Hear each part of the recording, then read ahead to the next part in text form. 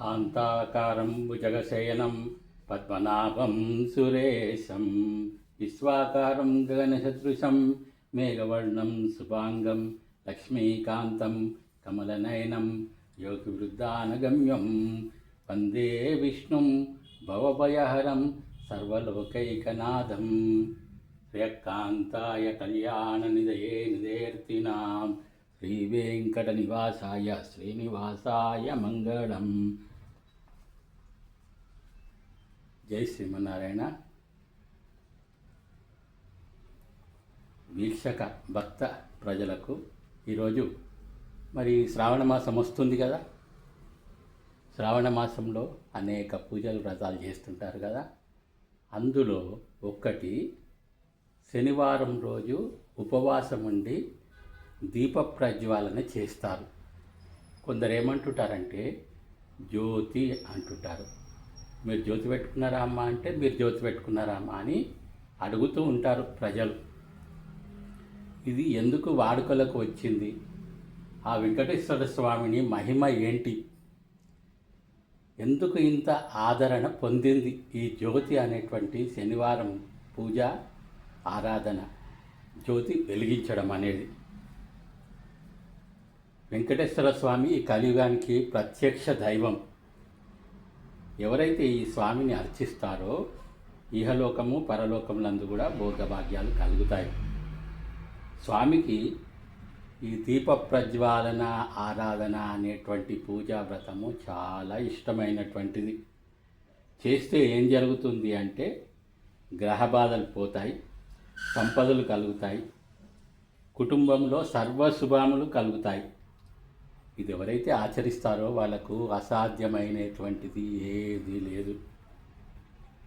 స్వామివారిని స్తుతించి ఈ స్వామి యొక్క ఈ శ్రావణ మాసంలో ప్రతి సంవత్సరము ఈ జ్యోతి ప్రజ్వాలన చేసి ఎవరైతే ఆరాధన చేసి ఉపాసిస్తారో వాళ్లకు వెంకటేశ్వర స్వామి అనుగ్రహము తప్పకుండా ఇందులో ఎంతమాత్రం సందేహం లేదు. అయితే ఈ పూజా జ్యోతి ప్రజ్వాలన అనేటువంటిది ఏ విధంగా మనము ఆచరించాలి?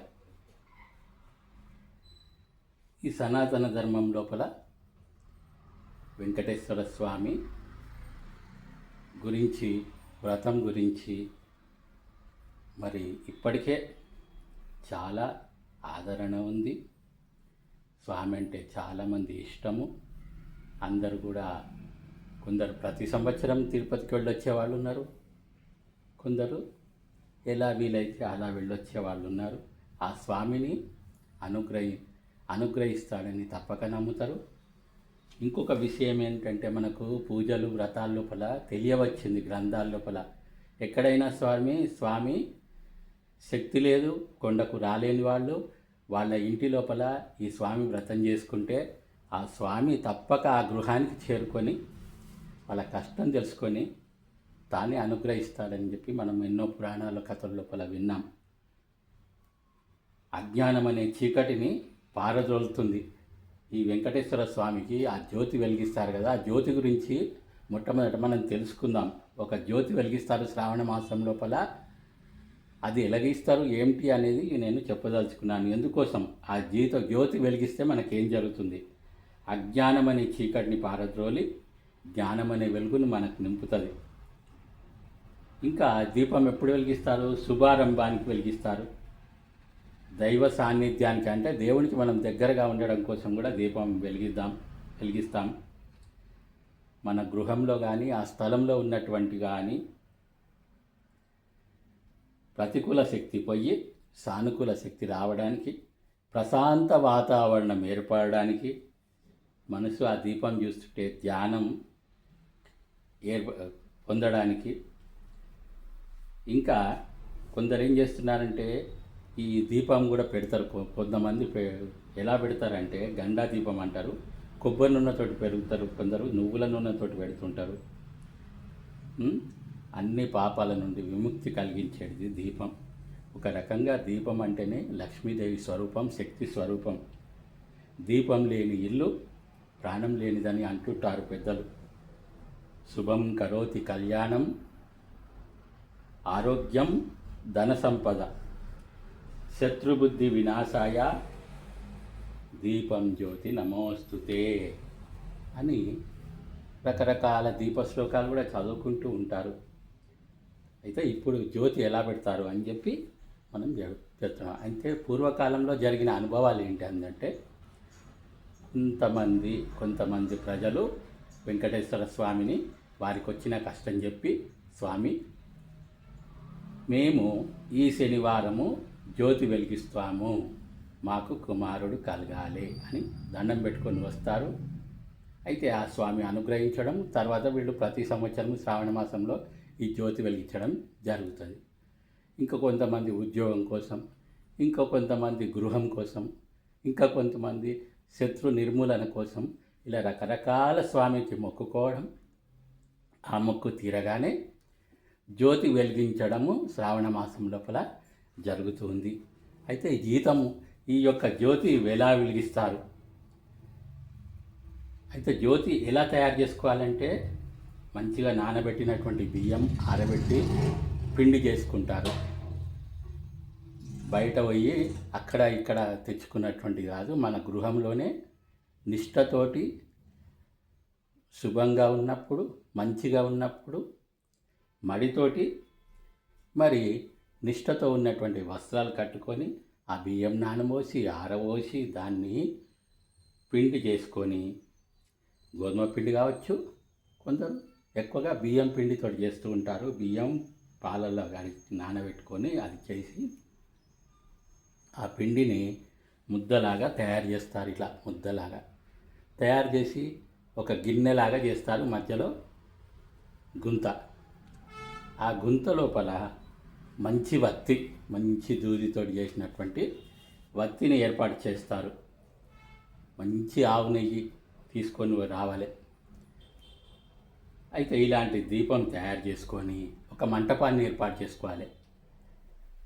ఈశాన్యం స్థలంలో వీలైతే ఈశాన్యం, లేకుంటే ఉత్తర ముఖం, ఇలా పడమర, ఏదైనా సరే ముందుగా ఈశాన్యం సెలెక్ట్ చేసుకోవాలి. వీలు కాకుంటే ఏ దిశ అయినా పర్వాలేదు. ఇలా వెంకటేశ్వర స్వామి చిత్రపటము ఏర్పాటు చేయాలి ఆ బల్ల మీద. దాని ముందు ఒక మామూలు దీపం ఇలాంటిది. తర్వాత ముందు ఒక పెద్ద తాంబాలంలో మనం పిండితో ఏర్పాటు చేసినటువంటి గిన్నెను ఆ మధ్యలో పెట్టి దానిలో వత్తినమర్చి అందులో ఈ ఆవు నెయ్యి పోసి మంచిగా తలార స్నానం చేసి ఆ రోజు మంచి వస్త్రాలు కట్టుకొని సిద్ధం చేసుకొని కుటుంబ సభ్యులందరూ పరివారం అంతా అక్కడ చేరుకొని ఆ దీప ప్రజ్వాలన చేయాలి. వెంకటేశ్వర స్వామిని ప్రార్థించాలి, ఆరాధన చేసుకోవాలి, షోడశోపచార పూజ చేసుకోవాలి వెంకటేశ్వర స్వామికి. మీకు ఎలా వీలైతే అలా మామూలుగా చేసిన వాళ్ళు మామూలుగా, లేకుంటే శనివార వ్రతం ఆచరించేవాళ్ళు శనివార వ్రతం, ఇలా ఎవరి శక్త్యానుసారం వాళ్ళు ఆచరించాలి. పుష్పార్చన చేసుకోవాలి, అష్టోత్తరం చేసుకోవచ్చు. దీపం వెలిగించినాక ఆ దీపానికి కూడా పూజించేసి నైవేద్యం సమర్పించుకొని గృహంలో ఉన్నటువంటి ప్రతి ఒక్కళ్ళు కూడా కొద్దిగా నెయ్యి వెయ్యాలి. అందులో వేసిన తర్వాత ఆ దీపము ఉదయం వెలిగిస్తే ఆ దొన్నె నిండుతుంది కదా, అది వెలిగేంత వరకు దీపం వెలుగుతూ ఉంది. ఆ దీపం వెలిగింది అంటే మన గృహానికి వెంకటేశ్వర స్వామి వచ్చిండు అని చెప్పి మనం భావన చేసుకోవాలి. నిశ్శబ్దంగా ఉండాలి వాతావరణం. వెంకటేశ్వర స్వామి భజన కానీ స్మరణ కానీ గోవింద గోవింద అంటూ గోవిందనామాలు కానీ చదువుతూ ఉండాలి. ఇలా చేస్తూ ఉపవాసంతో ఉండాలి, భజన చేస్తూ ఉండాలి. అయితే గృహంలోని వాళ్ళంతా కూడా నెయ్యి వేసిన తర్వాత దీపము బాగా ప్రజ్వలిస్తుంది. అలా ప్రజ్వలిస్తూ కొద్దిగా చిన్నదవుతూ సాయంకాలం వేళకు 3, 4, 5 ఇలాంటి వేళల్లో ఆ దీపము కొండెక్కడం జరుగుతుంది. కొండెక్కడం అంటే అందులో నెయ్యి అయిపోతుంది, దీపము వెలగడము ఆగుతుంది. అంటే ఏమర్థము అంటే స్వామి కొండకెక్కబోతున్నాడు అని మనం అర్థమవుతుంది. కొద్దిగా ఆ దీపం రెపరెపరెపరెపలాడుతుంటే అప్పుడు కొబ్బరికాయ కొట్టి నైవేద్యం సమర్పించి ఆరతి ఇచ్చేయాలి.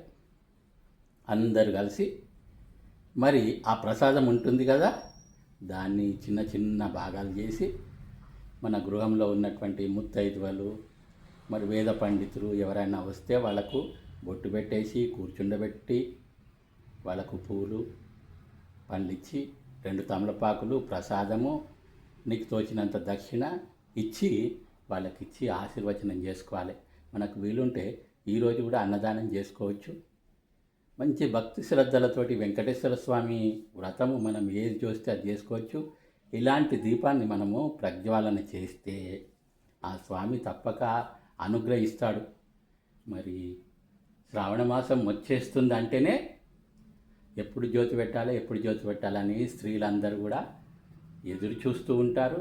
అటువంటి చక్కనైనటువంటి అద్భుతమైనటువంటి ఈ యొక్క జ్యోతి వ్రతం అంటే జ్యోతి వెలిగించడము, ఉపవాసం ఉండడము, మరి ముత్తైదువులకు వాయినాలు ఇచ్చుకోవడం, వేద పండితులకు తాంబూలం ఇచ్చి ఆశీస్సులు పొందడం ఈ యొక్క వ్రతంకు పరమార్థం. ఈ వ్రతం ముఖ్యంగా ఏంటి అంటే వెంకటేశ్వర స్వామి అనుగ్రహం కోసము ఈ వ్రతం చేస్తారు. అంటే కొందరు కొన్ని వారాలు మొక్కుకుంటారు, 1 వారమని, కొందరు 2 వారాలని, కొందరు 3 వారములని, కొందరు శ్రావణ మాసంలో ఉన్న అన్ని శనివారాలని కూడా మొక్కుకుంటారు. ఎవరి శక్తానుసారం వాళ్ళు ఈ వ్రతాన్ని ఆచరిస్తూ ఉంటారు. కాబట్టి ఈ వీక్షకులు ప్రజలు ఇప్పుడు ఈ విషయం తెలుసుకున్న వాళ్ళు తప్పకుండా కూడా మీకు కూడా ఏదైనా కష్టం ఉంటే, ఏదైనా కోరికలు ఉంటే ఆ వేడుకొండల స్వామికి దండం పెట్టుకొని మీరు కూడా తూచా తప్పకుండా నేను ఇప్పుడు చెప్పినటువంటి మరి వ్రతము, పూజ, ఈ దీప ప్రజ్వాలన ఆచరిస్తే మీకు కూడా కొలది రోజుల్లోనే ఆ ఏడుకొండల వాడి అనుగ్రహం కలుగుతుంది. మీ యొక్క కోరికలు ఈడేరుతాయి. మీరు కూడా కోరిక తీరగానే ప్రతి సంవత్సరము శ్రావణ మాసంలో ఇలా మీరు కూడా పూజిస్తూ ఉండొచ్చు స్వామిని మరవకుండా. మరి అద్భుతమైనటువంటి ఈ అవకాశాన్ని ప్రజలందరూ వినియోగించవలసిందిగా నేను విజ్ఞప్తి చేస్తున్నాను. ఓం నమో వెంకటేశాయ, ఓం నమో వెంకటేశాయ, ఓం నమో వెంకటేశాయ. స్వస్తి ప్రజాభ్యాం పరిపాలయంతాం న్యాయేన మార్గేణ మహిమహిషా. గోబ్రాహ్మణేభ్యః శుభమస్తు నిత్యం. లోకాః సమస్తాః సుఖినో భవంతు. జై వెంకటేశాయ నమః.